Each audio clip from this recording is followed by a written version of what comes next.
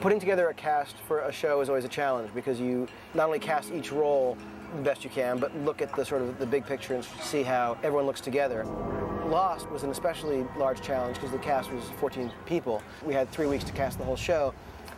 Not only cast the roles, but also respond to the pages that were being written. Like, we were figuring out who would be in the show as we were writing the script. There were so many inherent challenges in, like, a TV show that takes place on an island. Is it going to be Gilligan's Island? Is it going to be Survivor? All of these issues were sort of informing the process. We were sort of on a daily basis saying, okay, there's another new cast member, there's someone else we've just come up with, or this person's going to be, you know, a permanent cast, this person's probably going to be a guest, no, it's going to be a permanent, you know, and saw all these actors, many of whom inspired the characters. We didn't have a script.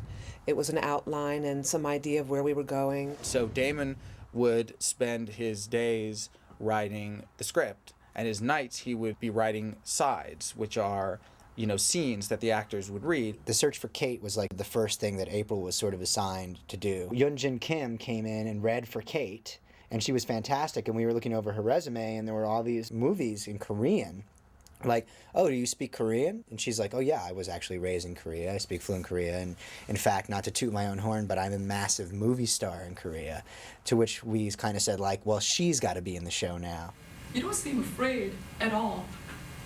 I don't understand that. Do you like it? Good job. It's okay. We thought she'd be perfect as a character who didn't speak English and who, over time, we start to examine her relationship with her husband, and we learned that she actually does speak English. That role suddenly became a regular on the show. 제가 영어를 못해요. After the audition, my agent called and said, JJ is going to write a role for you, and he's figuring out, you know, who to cast to play your husband. So, like, in a day or two, they already had this new character developing and another character to sort of complete Sun's character. 단추가 열렸네. 채워라. 빨리. It was a really interesting experience because when we first got cast, I didn't know what the full script was going to be. And so we had to take a leap of faith and accept the jobs, you know, trusting JJ and Damon and the rest of the gang. And, you know, it was quite an adventure. And it was especially hard for me because this was the first time I've ever acted in Korean.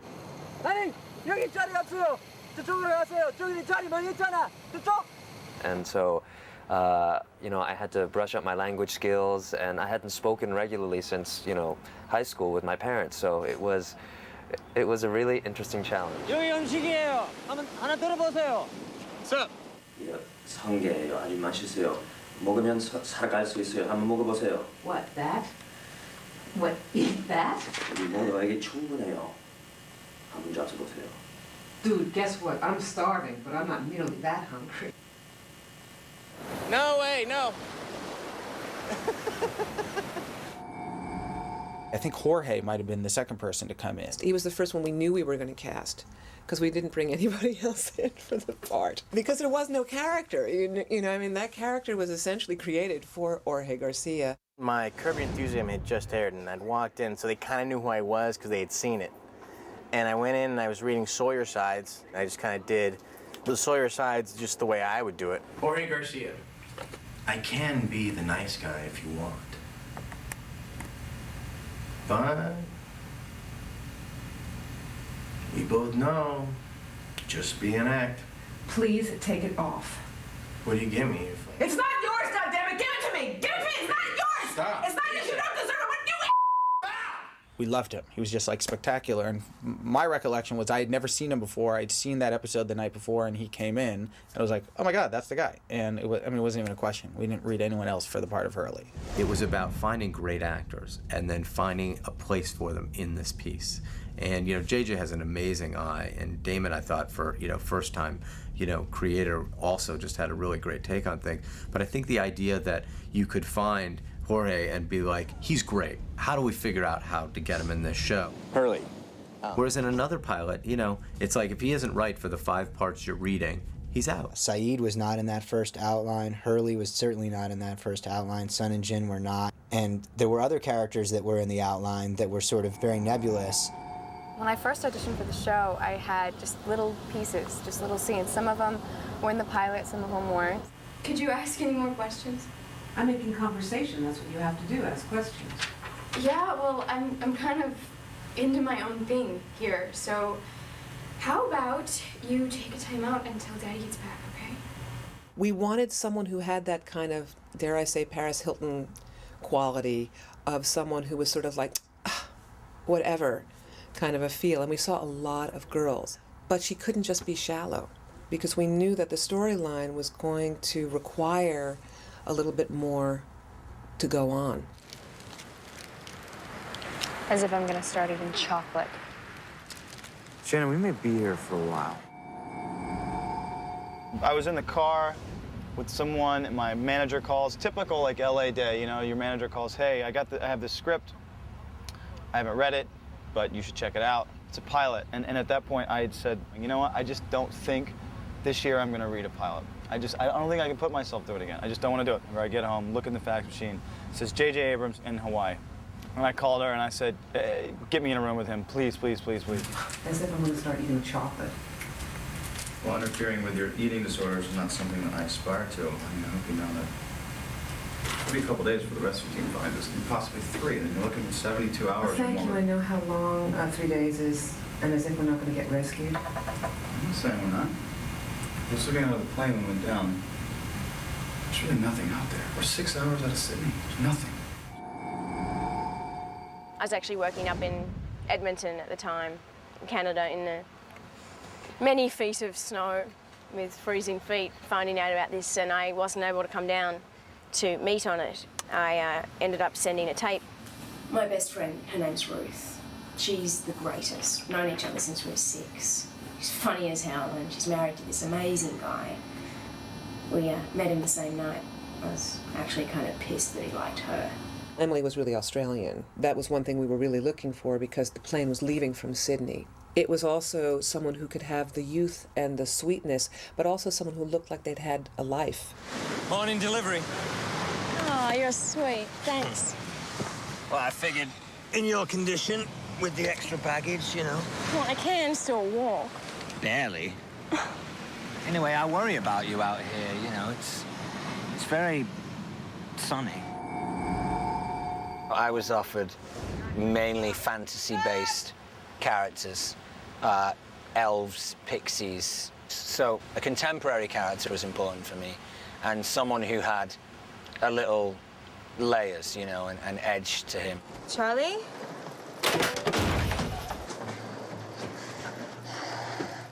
What are you doing in the bathroom? What? He was pretty true to what he ended up being, except he was much older. He was constructed as a has-been rocker who'd been a big hit in the 80s, but was now washed up and had a heroin addiction. I went in with sides for Sawyer, for Josh Holloway, but my agent said, chances are you're probably not going to read for that because it's not going to be suitable. But they're kind of doing a relatively open casting call at this point. My name's Dominic Monaghan. Hey, Hey. how's the arm? Oh, the breaking ball's probably going to suffer, but I think I could give you a few innings. Fire's going pretty good if you want to come over. I'm okay here. Thanks. I don't think we should tell anyone about what we saw. What did we see?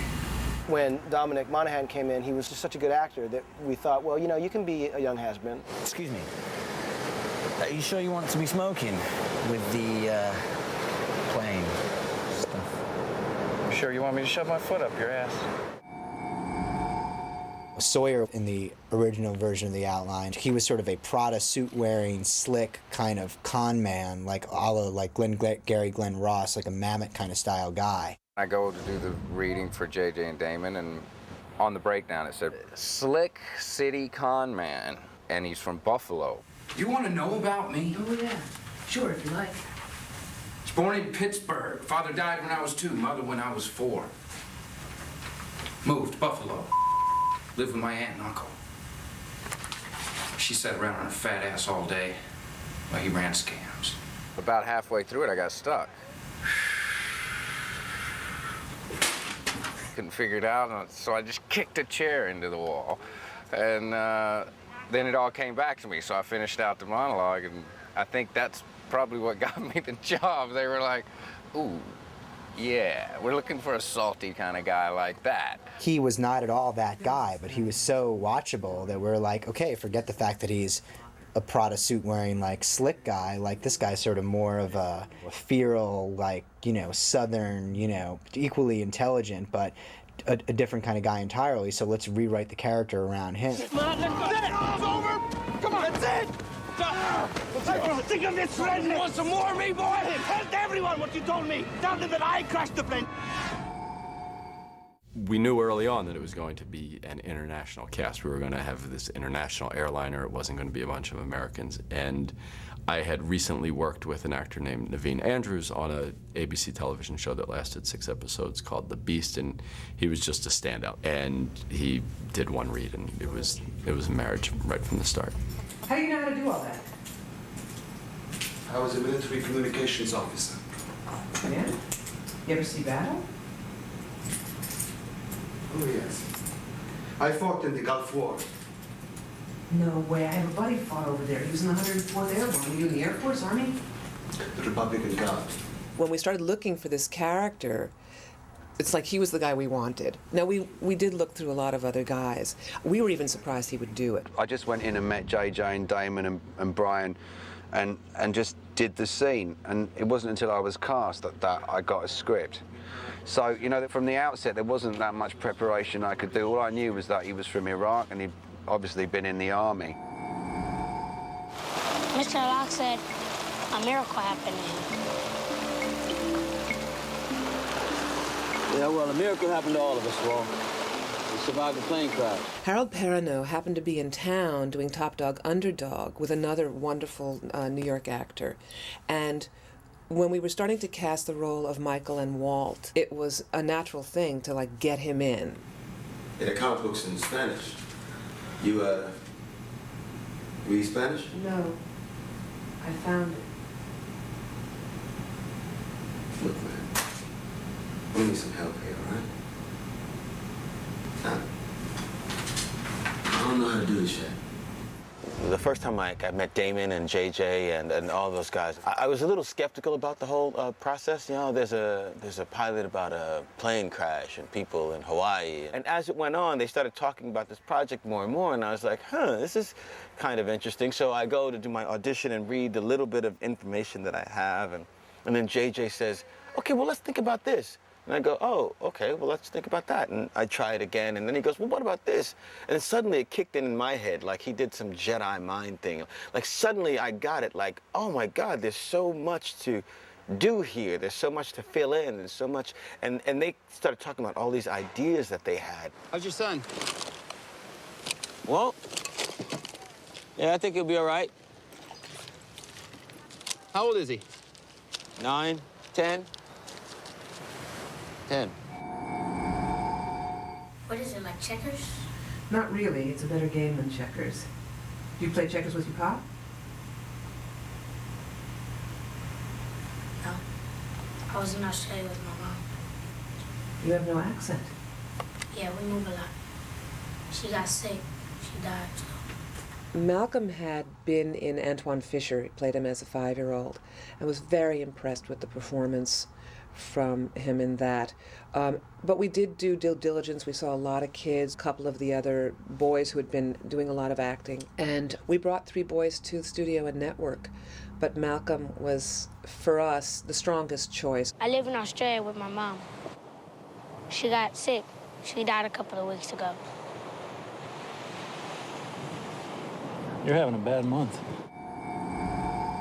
JJ, when he told me about Lost, we talked on the telephone. He told me while I was working with him on Alias that we would do something together. JJ said, there's not going to be a lot for you in the pilot, the first couple episodes, he said, but your character's going to develop and you're going to be happy with it. And feeling like I do about JJ, I said, I'll take it. I took it on faith alone. We hunt. Okay, Mr. Locke, what is it that we're hunting? In the outline, it was basically like, Jack is a doctor. He's our hero, you know. And in the outline, Jack died midway through. So we were like, don't worry about Jack, April. Like, he's not going to be a series regular. Someone who actually I was talking with about Lost before we actually wrote the script was Michael Keaton, who I love and who I wanted to work with for a long time. You know, I don't even think there was ever a script sent to him, though, because by the time I was sort of ready to give it to him, we decided we were going to keep him as a regular in the show and not as a guest star, you know, in the pilot, and he wasn't going to die. But he wasn't interested in doing a series. He just wanted to sort of do it in the pilot, to do a kind of guest star cameo. From the beginning, from the very first time Damon walked into the room when we started talking about it, there was no doubt that Jack died. They went into the cockpit. The cockpit starts shaking around. They all flee the cockpit. They're running down the jungle and fleeing from whatever this thing is that's making all the sound. And out of nowhere, Jack is snatched up and yanked back. Where the hell's Jack? Where is he? I don't know. How can you not know? Kate and Charlie are like hiding. The two of them go back and they find Jack's body perched in a tree.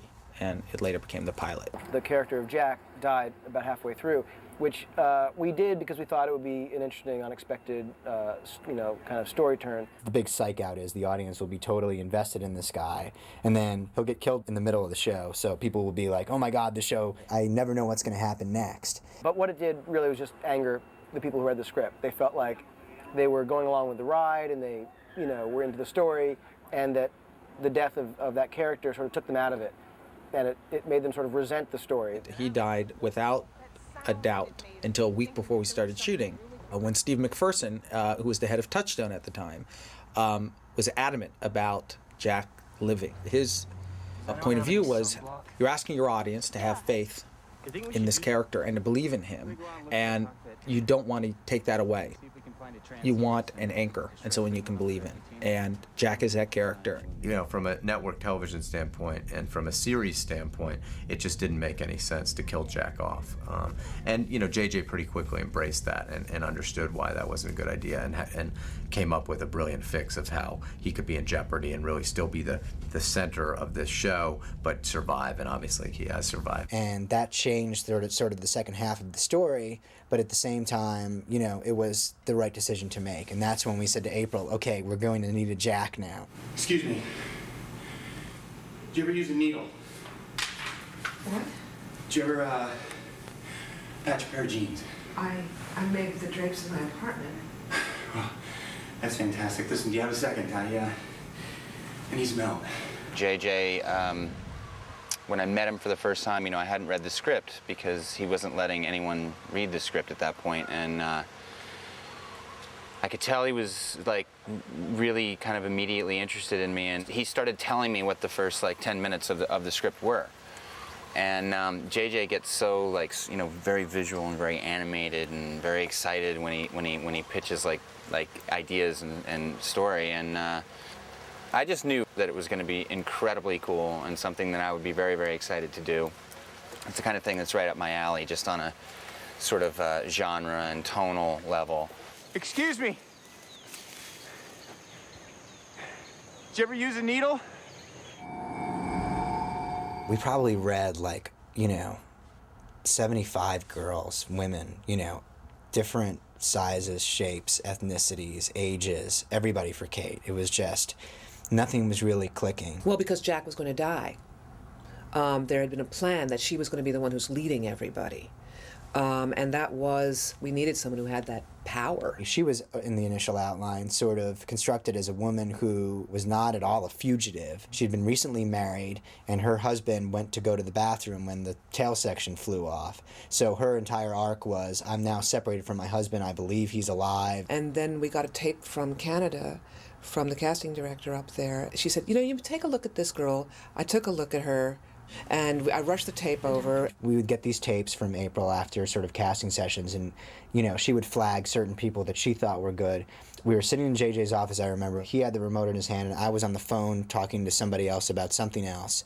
And I remember looking over at JJ, and I saw him first, and he just went like this, and like took his finger off the remote, and then I looked over at the TV, and it was Evangeline. And she just turned around and did the scene. And excuse me. There was just something about her.